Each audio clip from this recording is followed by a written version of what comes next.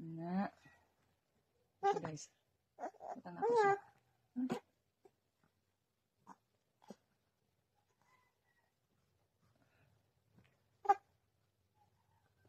Ang baby. Nga, pag man aning hydrocortisone cream. Next kani. Ano siya? After maligo, akong binabutang sa iya ha. Para mawa iyang rashes. Okay. Sensitive kayo siya panit guys. Sensitive kayo, dali lang kayo pula-pula iyang panit. Ano siya, kailangan siya butangan. After maligo, morning, afternoon, og night. Pero kung kuan, dili kayo pula, pwede ra twice a day or once a day. Kanya guys, napo ko i-share sa inyo ha guys.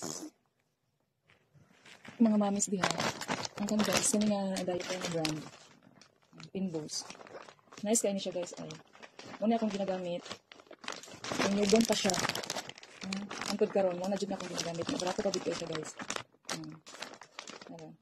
Una akong gina-recommend sa inyo ha. Isa pa mga mamis dyan. Kani, hindi pa siya. Nice kaya yung hindi ko siya malaksan dahil yung guys ay. Kumungihi siya. Balik ko dito. Ano siya. Nice kaya dito. Ano guys nga.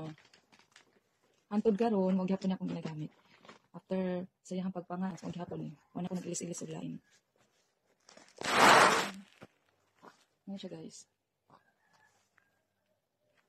Na ang akong pulbos kani.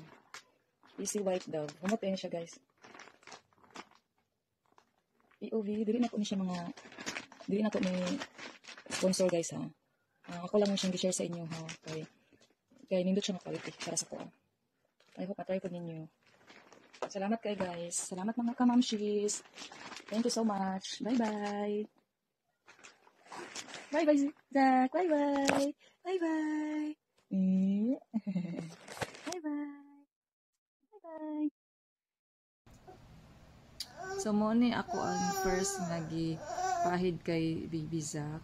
Hydrocortisone is Exacort. Kanipod Cetaphil Pro. Inya. Sunod kani ganahan po ko ani nga brand. Easy White Dove. And also kaning Pinbos. Nice kay ni siya guys. Kaning Pinbos. Bye bye guys. Bye bye.